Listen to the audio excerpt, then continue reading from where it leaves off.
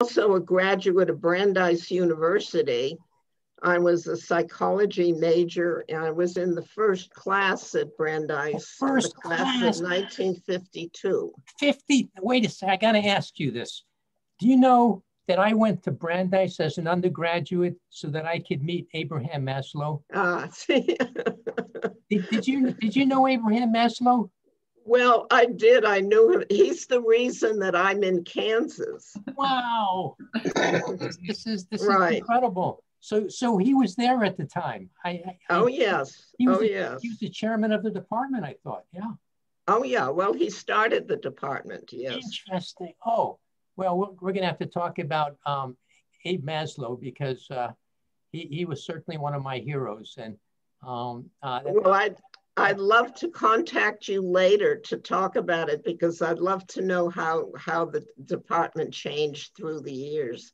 So is it all right if I contact you later? Absolutely. Oh, thank you very much. Before we get started, I'll have my colleagues introduce themselves. Carolyn. Good morning, Dr. Jason. I'm Carolyn Wadley. Nice to meet you. Doug. Yes, good morning. Doug Panner from Southern Hills Mennonite Church in Topeka. Nice to meet you, Doug. Carol Babcock. Yes, I'm Carol Babcock. I'm a member of Lowman United Methodist Church. Nice to meet you, Carol. Kathy. Hi, I'm Kathy Ogle from First Baptist Church. Nice to meet you, Kathy. Carol Denton.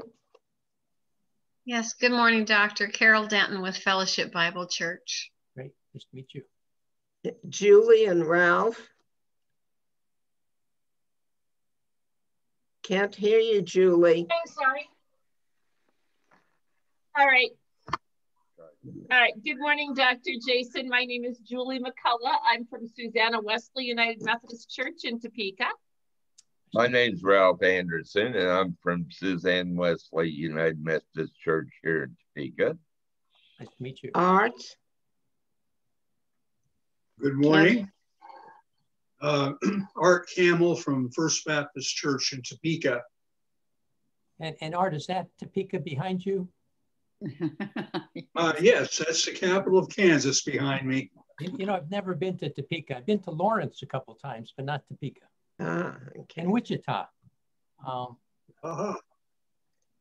Phil. I'm Phil Esau, Southern Hills Mennonite Church. You probably know that Meningers used to be here in Topeka, and I spent 2 years studying counseling there. Yes. Nice to meet you, Phil. Betsy.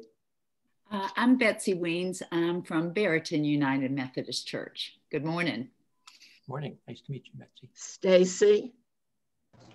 I'm Stacy Cooper with University United Methodist Church. Good morning. Morning. Nice to meet you, Stacy. Gage. Good morning. I'm Gage Church. I serve as pastor at Central Congregational United Church of Christ. Great. Nice to meet you, Gage. Julianne. Elaine Havorica, and I go to Most Pure Heart of Mary Catholic Church here in Topeka. Great, nice to meet you. And Cindy. Hi, I'm Cindy Crow. I'm a member of First Congregational Church. Nice to meet you. You too. Nice and Madison, whom you've met with. Yes, I'm on staff with Topeka Jump. Great, nice to meet you. Great. We're very excited to learn about your research on Oxford houses, but I'd like to give you some context briefly for who we are so you have a sense of why we're looking into this topic. Topeka Jump is a coalition of 28 different congregations in Shawnee County. We focus on finding proven solutions to some of the most serious problems in our community. We identify community problems by having house meetings where people share what is impacting their families and friends. We do not address community problems by offering direct services. We do it through research and direct action. Most recently, we won the implementation of a gun violence reduction strategy called Group Violence Intervention. This strategy is working in dozens of cities across the country to save lives, and we're excited to see what it will do in Shawnee County. Now we voted to take on a new problem, mental health with an emphasis on addiction, which is why we're here to talk to you today. Before we get started, do you have any questions for us? No, but I'm fascinated to hear about how I can be helpful. Thank you. Well, you've been studying Oxford houses since 1992. Why did you start researching Oxford houses initially? So I'm what's called a clinical community psychologist, and I've always been interested in things like how do we think about comprehensive solutions to problems? And for about 15 years, I had been studying tobacco control and issues with substance use and doing, the usual type things that psychologists do, which is focus on problems and trying to solve them, but it's very person-centered.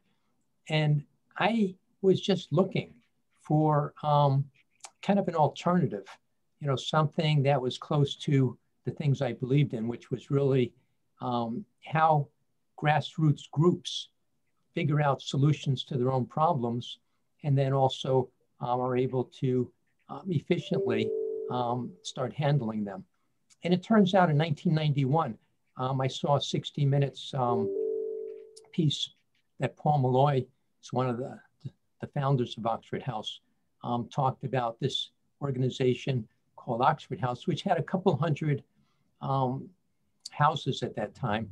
And I was just captivated by the fact that here's people who are in recovery trying to, in a sense, come together and help each other, elect their own officials, self-govern. So I was very interested in self-help, inexpensive interventions, but comprehensive ones. And I just said, gee, the next day I called him on the phone and asked him, I said, does he have anyone who he works with that could help evaluate his system? He said that he'd be happy to work with me. And that started up a partnership. And I've been working with him for the last 30 years. So that's how it started. I was looking for something different and something that was helping individuals who had a lot of high risks, not just substance use, but also homelessness, psychiatric comorbidities, and chronic health problems. So if you kind of look at a group that's really is very, very vulnerable, this was the group. And it just seemed like a very, when I started, the more I learned about it and the more I talked to people in the organization, the more I was convinced that, this group of a couple hundred organizations, could really make a difference. And today, there's over 3,000 houses in every state and city in the country, and they serve, over 25,000 people today. Sounds like quite a development in community groups, which of course is something we're very interested in. We're going to ask you a lot of questions about your research for us to understand the outcomes and to be able to effectively work within our community. We understand that the longer someone stays in an Oxford house, the better their chance of recovery. The Oxford House website says the average stay is 9.5 months. Do you have any figures for how long people stay for different lengths of time? How long people stay, 6 months, 12 months, 2 years? So it turns out that how you collect data has a lot to do with what your numbers look like. And if you, in a sense, collect data from people who are currently in the house, you'll get lots of different estimates, certainly, because there's some that are long timers, been there for a couple of years, some that are relatively new. And what happens is there's a process by which people come into the house, and during the first month, they really figure out whether this is for them or not. And if they drop out early, the question is, are you going to pick up those people in a cross-sectional design? So if you really take people and you bring a cohort in, and then you watch them over time, you're going to get lots more people during that first month. There's a lot of rules and regulations, and there's a number of people who just don't make it. And if you count those folks, I would say if you have something like 6 months or maybe even 3 months, depending on how at risk the particular community is, I think you're doing pretty good. So I would say 9 months might be a little bit long for the average person in this recovery home system.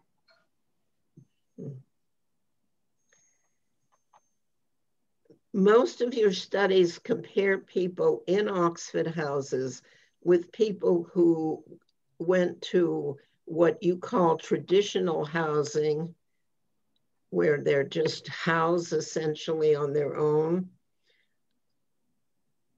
Have you been able to follow people after they left either type of housing? Yeah. So and if so, for how long and what did you find in these follow-up studies?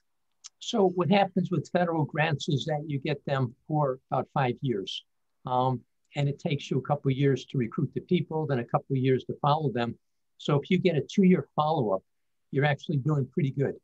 So when we recruited people for 2 years and then followed them up for 2 years, I would say that's about all we have been able to do. By the end of that 2-year follow-up, all the people who had been into the Oxford House, like 95% of them had left the Oxford House. So our data is really on people who went into the Oxford House and then went into the post-treatment environment, the community.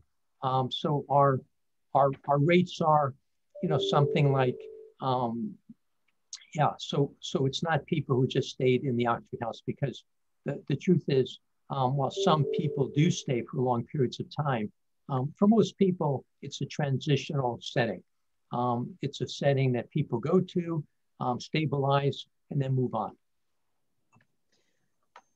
So I did see that 2003 NIH funded study was supposed to follow people for 30 months.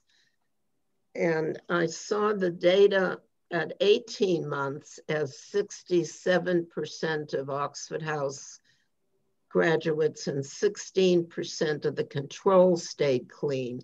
Is that 30-month data available? Is that the 2 years you're talking about? Is that the same study? Yeah, so the key question is, when does a 2-year start? So, what we basically do is we interview people every 6 months. So we put people in there.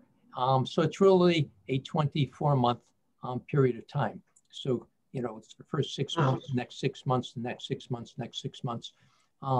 And that it's really a 24 months after we basically brought them into either recovery home or just they left treatment.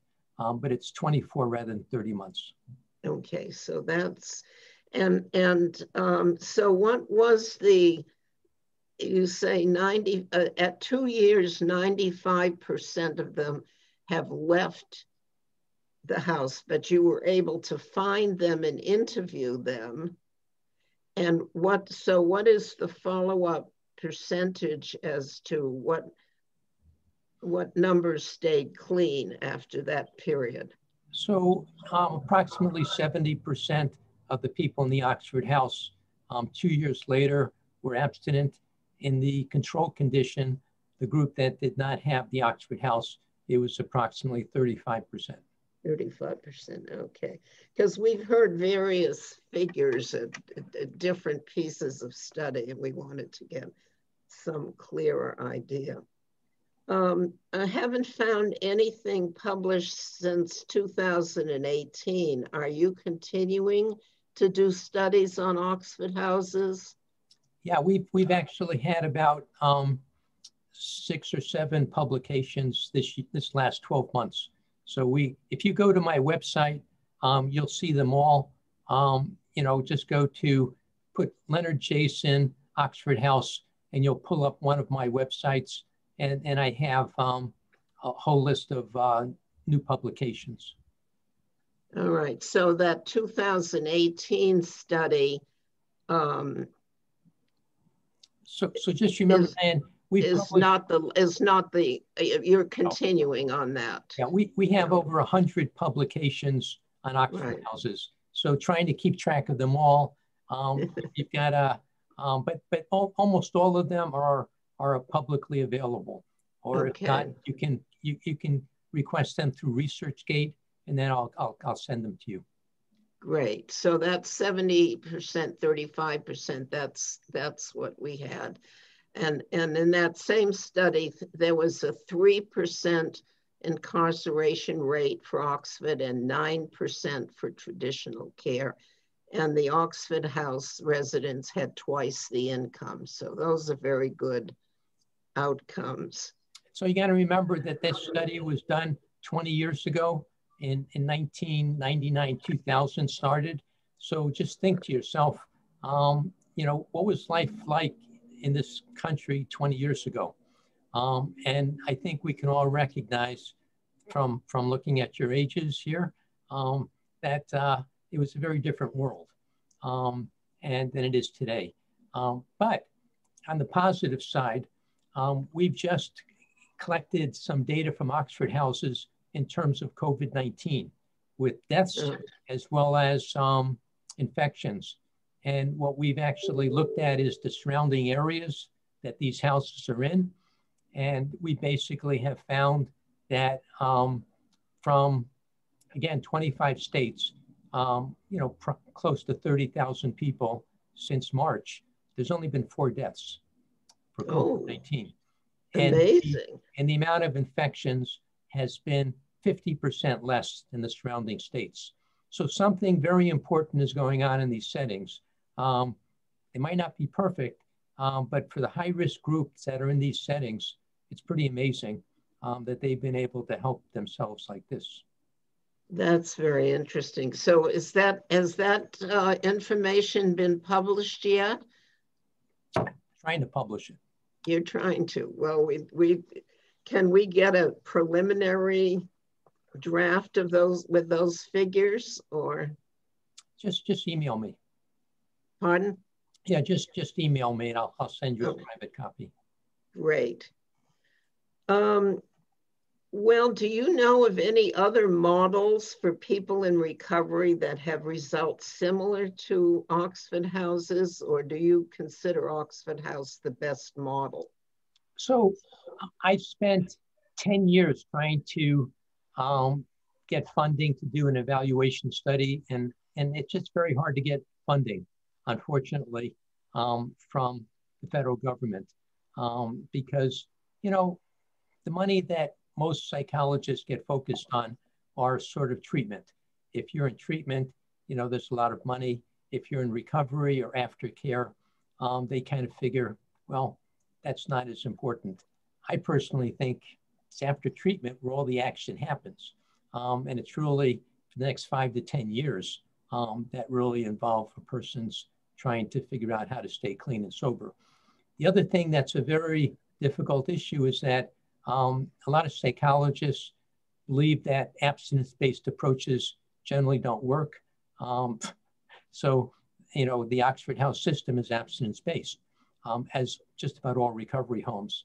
So there's a little bit of a tension between the scientists who basically say, you know, let's just do controlled drinking or, you know, other types of, you know, ways of helping people. But let's not say that we have to be abstinence-based because so few people are successful at that. Well, you know, I have a different viewpoint. I think there's lots of different ways of helping people. And I think there are some people that it's probably best for them to be abstinent-based. But, you know, certainly not everybody. But I think there's a number of people that it's probably best for them. Now, I have wanted to do a study that have compared Oxford houses with what's called traditional recovery homes, which are staff-based. And I have been unsuccessful for multiple attempts at getting funded so that I could actually compare that. It's a very important question. We don't have an answer to that. I personally think that self-help, self-run, grassroots type programs have the capacity to potentially be better in some ways, but we don't know. So I thought that most of your research was comparing Oxford houses with other housing. No, there's only one study that I've done, which is more of like a therapeutic community. Therapeutic communities are where you have like a 90-day program. And one study I did compared Oxford houses with a therapeutic community with usual care, but I've never been able. There's two very large recovery home systems in this country. One is called Oxford House. The other is basically staff run, which means that the person may own the house, or the person might own several houses, or the treatment setting might own the houses. There's a very big difference between staff owning houses and basically controlling who comes in, how long they stay in, and the rules and regulations versus the people basically doing that on their own. So it's a very different model. And I've been wanting to compare them and do a real nice longitudinal study, but I have not been able to get funded to do it. So I don't have the answer to that question. So in the other studies, the control group was just people in the community? So what happens is you come out of a 28-day program. Sometimes it's 7 days, sometimes it's just detoxification, and then you're sent off to the community. And what that means is sometimes you go to your family, you do couch surfing, sometimes you go to shelters, sometimes you're homeless, sometimes you have someone that, like a girlfriend or boyfriend who brings you in. So there's lots of different things that people do, but it's a wide variety of things. And that's what we usually say is usual care. When you come out of treatment, kind of, if you're in usual care, we'd like to compare that with something else, which is like Oxford House. And we have done those types of studies. Okay, that helps us a great deal in understanding what we were reading. We understand that you look at such things as sobriety, income, incarceration rates, costs and net benefits. Have you ever looked at the impact of Oxford houses on crime rates in the neighborhoods in which they're established? Yeah, we have one study that looked at crime rates in Portland, Oregon. We basically took a community that had an Oxford house and we matched it with another house, and we looked at crime rates, and we actually found that there was no significant increase in crime by the Oxford houses. Oxford houses can be very good neighbors. Often they're the ones who can identify when criminals are coming into the community because most of them have criminal backgrounds themselves. So that would be very helpful in terms of wanting to establish houses where neighbors might have objections. Yeah, well, that's another big issue because neighbors often don't want a recovery home next to them, and we've done actually research on that as well to find out, what are people's opinions of Oxford houses. And it's really, you got to get to know them. You got to feel comfortable with them. And over time, you'll basically feel more comfortable. But initially, you're not going to be too happy with having a bunch of people who have been substance users in the home next to you. So you know a little bit about Topeka. You know that the Menninger Foundation is no longer here. Excuse me. And we no longer have Topeka State Hospital, two major types of resources. So we're trying to figure out, and how do we know how many Oxford houses are needed in a community? So I'd say what you probably want to do is first find out how many Oxford houses are there. And then you might want to go to the Oxford houses and basically ask them how they're doing with people applying for getting into the houses. And if you find that, the Oxford houses aren't able to accept all the people and they have to turn away a lot, that's usually a good indicator that you need more of them.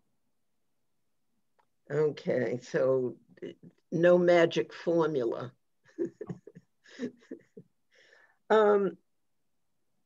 Do you know of any community where the public policies have facilitated and encouraged Oxford houses? Are there? Yeah, so what some states do is that they pay recruiters. And the recruiters basically go and they help open up and stabilize houses. So that's what some states do with the budget that they get from SAMHSA. And that's something that you probably have to check with Kansas, whether they do have recruiters. I imagine there's probably a good chance that they do have them in Kansas. But that's something that states can do. If they have people who are actually either paid for by the Oxford House organization, the Oxford House organization usually charges about $80,000 to support a recruiter for the year. The recruiter would then be, delegated with opening up recovery homes. And usually the recruiter is a person who's lived in these Oxford houses themselves and gotten clean and sober. And they're usually people who, and right now, 25 states have contracts with Oxford House International. And I'm not sure if Kansas is one of those 25 states or not. I think we are. I mean, I think we have a state person. But I don't know who pays him. No, he's paid by Oxford House, I believe. Yeah, what generally states do is they pay the Oxford House organization outside of Washington, D.C. Money so that they can hire a recruiter and go and basically open up Oxford houses and help stabilize them too. But again, that's in about 25 states, and the other states, they do it on their own. We have heard from one of the gentlemen that is on his kind of executive committee in his Oxford house that we don't have recruiters in Kansas. Okay, so you're one of the states that doesn't have a recruiter. And that usually is a state level thing, not necessarily like a county level or a city level. Could be a county or a city. I mean, basically, it's possible to make a arrangement with the Oxford House organization. They're happy to send you somebody if that's what you wanted. So who was Chuck? So there's a gentleman we met with last week, Chuck Liston. He is on staff with the Friends of Recovery Association in Kansas. So there's a statewide organization and they do some things, but from what we heard from Steve, they don't actually have a recruiter that goes out and talks to landlords. So he must do something else. So think of it this way. Every state is set up like this. An Oxford House is connected with the chapter, which is usually about maybe 12 different Oxford houses. And that's one geographic area. A chapter is then connected with the state organization. So Kansas has a state organization that oversees the chapters. The state organizations then report to the central group outside of Washington, D.C., and that's how it works. For some of those states, they actually send recruiters into those states. For some of those states, like Kansas, it sounds like you don't have a contract. Yeah. Okay. Thank you. This is very, very helpful for us. We're also interested in in the referral process. The VA hospital in Topeka lists our Oxford houses on a resource list. Would there be advantages to a more active referral policy? Would there be criteria that would help distinguish the people who would be most successful in an Oxford house? So think of it this way. If you're an arsonist, if you're a rapist, if you're a murderer, if you've basically done the most heinous crimes possible, Oxford House says, when you come to that house, everything in the past is erased. The only thing they are interested in, are you going to change your life? Are you willing to basically be a different person? Are you going to basically be in recovery? And recovery does not just mean not taking alcohol or drugs. Recovery means changing your life. And if you're willing to do that, they will let you into the house. And if you're not willing to do that, they don't care how much money you have. They don't care what you look like. They don't care who you know. They only care one thing. Are you going to be joining their family and helping in the house's recovery? Now, that's pretty amazing. You know, what that basically does is, for all the religious people here, it says, not only are they talking the talk, they're walking the walk. And you know something? There's not a lot of places that are able to do that. Not in the substance use field. Yeah.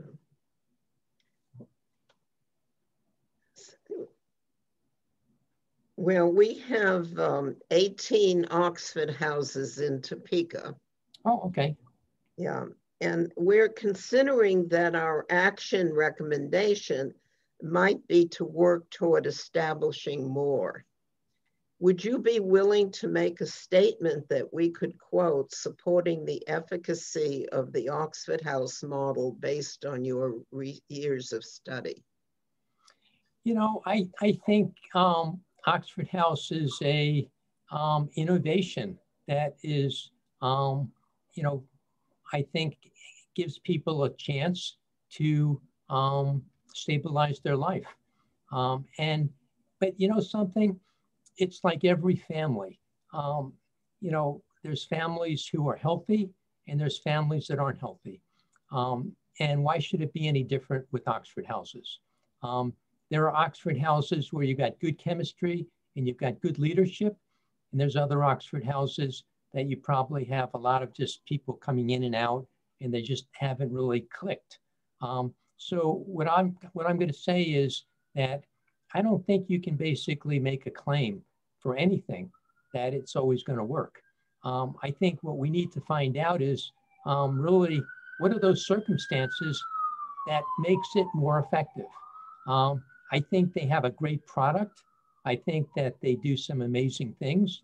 And I think that it's very needed, you know, and we still, as a researcher, need to sort of understand more, you know, what is it?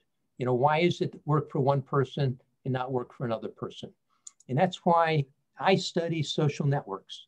I'm really interested in how people are tied to other people by things like friendship, by things like resource sharing, by things like advice seeking. And that's what I study. And that's what I've been doing for the last 10 years, is looking at a group of about 40 houses and studying them over time, every 4 months, and kind of researching them. And you know, the reason I got interested in the social networks is because we asked people, we said, what is it about Oxford houses that leads to good outcomes? And you know, it turns out the thing that we found about 10 years ago was that, can you make a friend? Can you list that you have a friend? You know, so if you go into the setting and you don't get a friend, it's just like your religious settings. Someone comes into your setting and they don't have any friends, they're not going to probably keep coming back. But if they get a friend, they will. It's no different in these recovery homes. If you have a friend, you'll stay there long enough to get a dose that you need that can have effects for the long term. But if you don't make a friend and you feel like you're alienated, you're probably not going to stay there, and it's not going to have the positive effect. So that's why we're interested in social networks. That's what we've been studying. That's what we've been publishing on for the last number of years. And that's why it's hard to say individual A and what their success is going to be, because it is complicated. But it is something we can know. It is something we can learn about. But I must say, in 30 years of doing research, there's only a handful of people who are looking at recovery homes in the country. Why? I don't know. I don't understand. You got thousands of people. We estimate that there's over 170,000 people that have lived in recovery homes across the country in the last year. Why wouldn't we want to know more about those individuals? They are the most high-risk folks. But there's not a lot of people that are making this their focus of their work. That's very interesting. So one of the most effective criteria is that friendship. That's what you found, yeah. Well, it's the same, the reason that people aren't studying it is the same reason that we continue to sweep the problem under the rug. We just don't want to know about it, is it? This has been very, very helpful to us. Are there other things we should be asking you? What else should we have asked you? Well, you need to know that there's communities across the country who are doing everything they can to stop the spread of these recovery homes.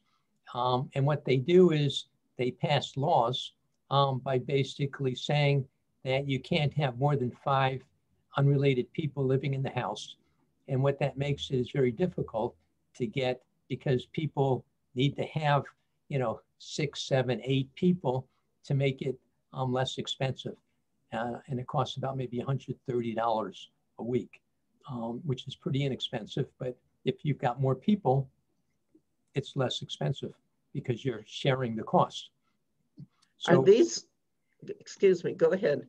So these are movements going on to restrict Oxford houses. The other thing that communities and towns around the country are doing is basically saying you can't have more than like 1 Oxford house in a quarter or half a mile radius.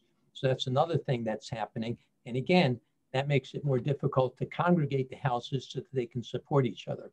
So these are things that are happening by good people that just are trying to do what they think are best for their neighborhoods. But you see, what that results in is by putting all these types of facilities in the worst area of your town or communities. And we know, we have research to show that basically if you put these houses in less good places, the outcomes aren't as good. So you want to put them in places where they don't have the same triggers for relapse that they might have. So yeah, we know a lot, but it's every person out there that has to say, what are they doing for these people who are so high risk for so many different things. Yeah, it's part of the challenge of us trying to think about how we as a community help the least fortunate with constructive ways of helping them help themselves, as opposed to what happens so often where we basically kind of have a different relationship that involves authority, that involves rules, regulations that are often not bought in or accepted by the individuals we're trying to help. So are these organized groups? I mean, do you have a name for these groups? Is this a... They're called active citizens.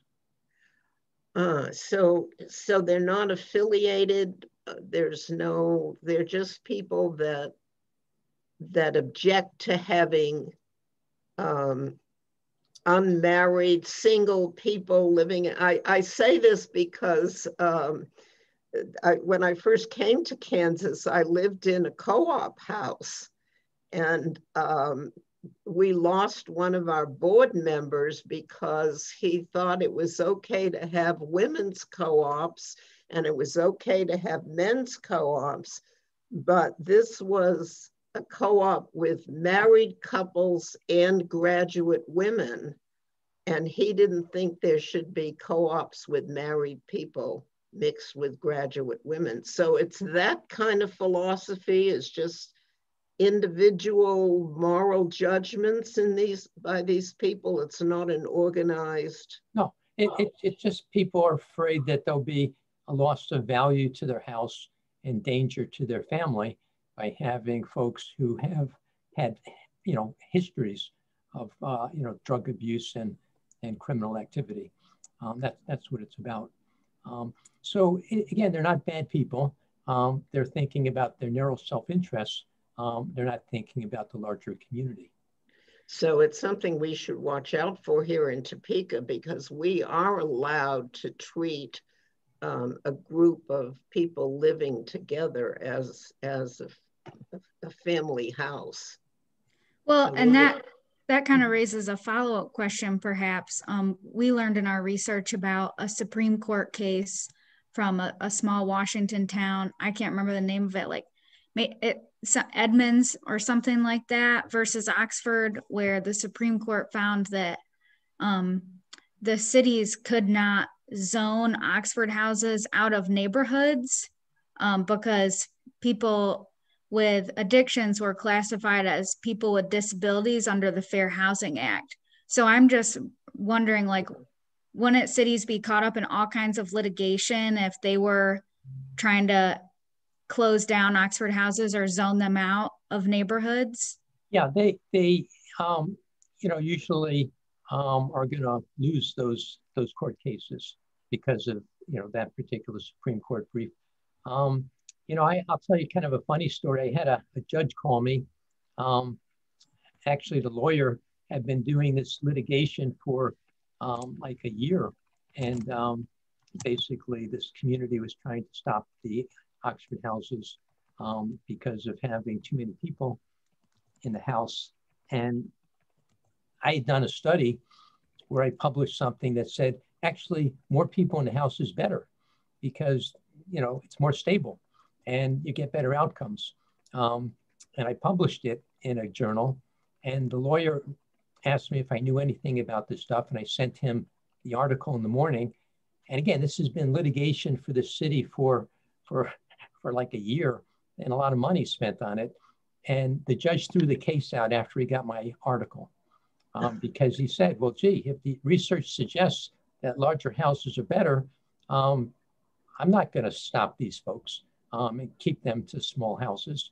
So I thought that was great. And then in Utah, a number of years later, I get a phone call from another lawyer who basically says, they're using your research to suggest that these wet houses, flop houses, where you just pack as many people in as you can, it doesn't matter the size. Just put as many as you want in. They're using your research to support this in their community in Utah. And they're using it in different places. So I said, well, that's not what the study said. It had to do with houses that were moderate size, not large sizes.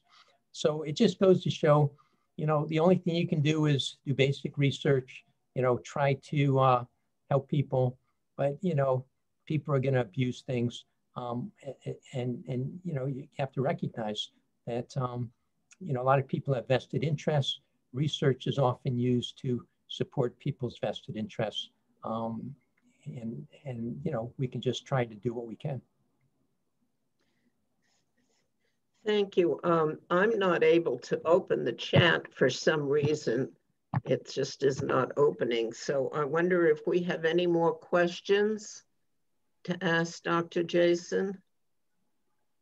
I think the final, maybe one of our, just backing up a little bit, you said that there are certain criteria in an Oxford house that make it successful. And one of them was, people stay longer if they have a friend, that relationship. Are there any other kind of must-have things that make Oxford houses the most successful? Well, certainly I think if you have a house that has stability, what does that mean? You know, the house participates in chapter have monthly meetings. So to the extent that they participate in their community, trying to make things better, that's generally a good sign. To the extent that the house is not in financial debt, but actually has some savings, that's actually a very good sign.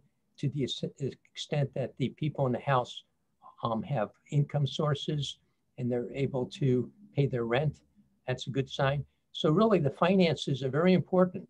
The other thing that's really critical is you come into a house, you get hazed. You know, you basically get fined and you're asked to sort of do a lot of things. You can't just put your plates out there.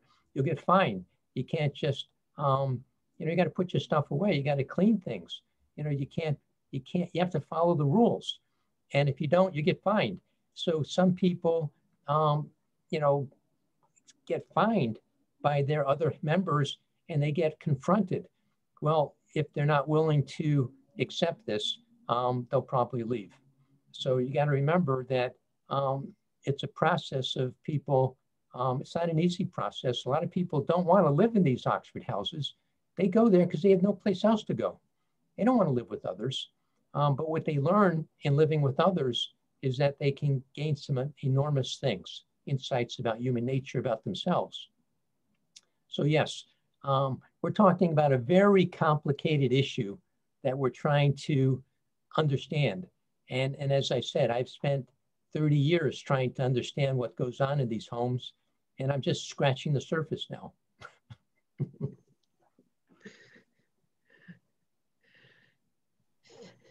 I think that's our last question. All right. Well, if we have some further follow-up questions, Dr. Jason, can we contact you again? Sure, happy to help. Well, I thank you very much. This has been very, very helpful to us. It's really opened our eyes to a lot of things that we wanted to investigate and learn about. So we thank you very much for the time you've given us and your insights. And we'll let you know what happens with all of this. Okay, well, best of luck, and thank you for asking me to join you all with this conversation. Okay. Thank you. Bye-bye now. Have a good day, sir. Thank you. Yes, thank you. And good luck with your future research. We'll be looking for it. Sounds good.